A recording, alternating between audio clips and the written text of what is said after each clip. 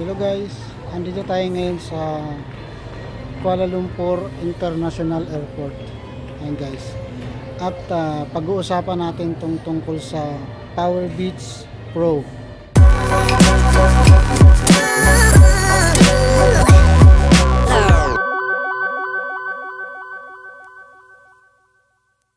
Alam nyo guys, kapag narinig nyo yung brand na Beats, ay dalawa kaagad ang nasa isip nyo guys. Una, yung sound quality, at pangalawa ay ang price. Kaya ikukwento ko sa inyo guys, or sasabihin ko sa inyo yung totoong pagkatao nitong Powerbeats Pro. At habang hinahanap natin yung Gate H10, ay panoorin nyo muna guys yung unboxing na ginawa dun sa store.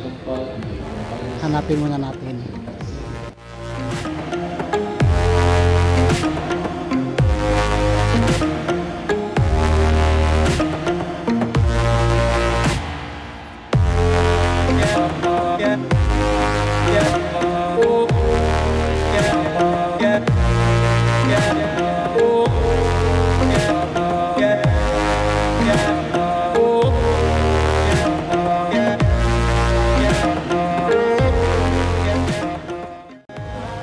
Base doon sa napanood nyo guys na unboxing, ay simple lang yung laman guys ng Powerbeats Pro.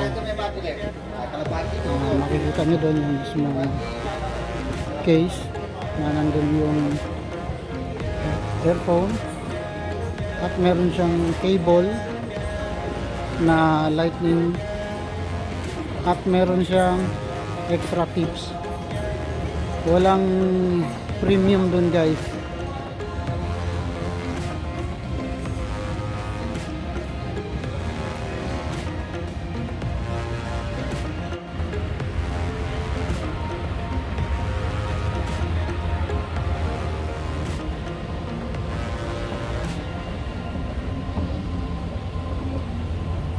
Okay guys, so ito na nga yung Powerbeats Pro. Papakita ko sa inyo guys. Ayan o, pag i-open natin, ayan, medyo bulky siya. Ito ay para sa opinion ko lang guys, base sa experience ko sa paggamit nito, kung ano yung good at saka kung ano yung bad. Okay, first, maganda yung build quality guys. Sturdy siya. Pangalawa guys, pagka kinuha nyo dito at nilagay nyo sa tenga nyo guys, ay nandun lang siya. Kahit ganun nyo guys, hindi siya mawawala. Hindi katulad sa nagamit ko kasi yung AirPods Pro, minsan naglulus. So ito guys, meron siyang hook, kaya hindi ka mag-worry. So pwede mong gamitin kung nasa gym ka o nasa bus, sa aeroplano, kahit saan guys, nagja-jogging. So hindi siya natatanggal, at saka medyo may IP rating dito guys, so sweat proof. Kaya yun yung pangalawa. At pangatlo guys, quality ng sound. Okay rin naman yung sound quality nito, dahil sa brand pa lang alam na natin. Ngayon, sa presyo,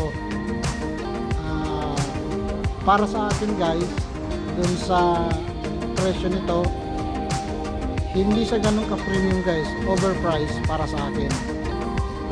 Sa halagang 1,000 ringgit, meron kang mabibiling mas mura guys na maganda rin.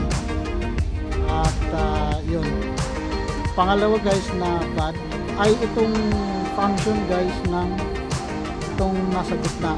Pakita ko sa inyo guys. Yan.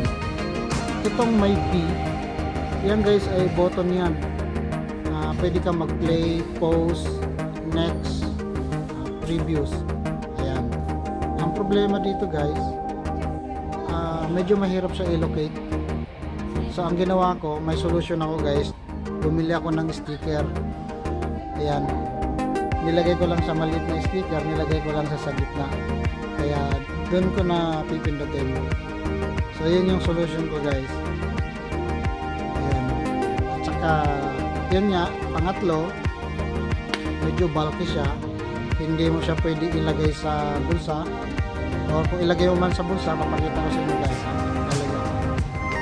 Ilagay mo dito. Ito malaki. So kung ilagay nyo lang sa bulsa, malaki, bulky siya guys.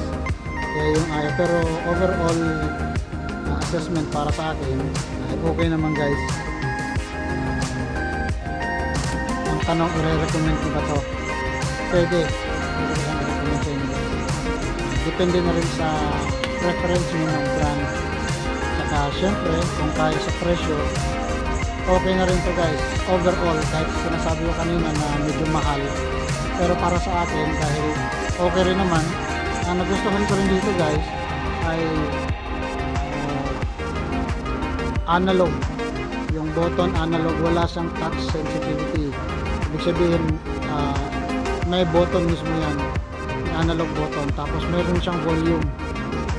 Yan guys, pakita ko sa inyo, meron siyang volume mismo, up and down.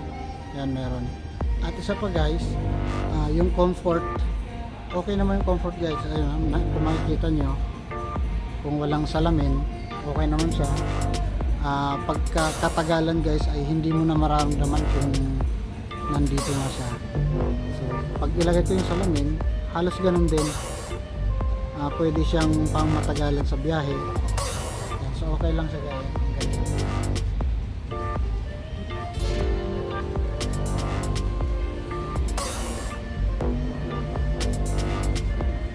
So pwede mong gamitin to guys kung nasa bus, biyahe ka, sa aeroplano, sa train, kahit saan, sa gym, pwede ka mag-jogging, ayan, daily workout, hindi siya naaalis, kaya ganun guys.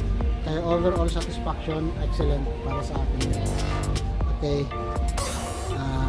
thanks for watching guys. Please click subscribe. Thank you.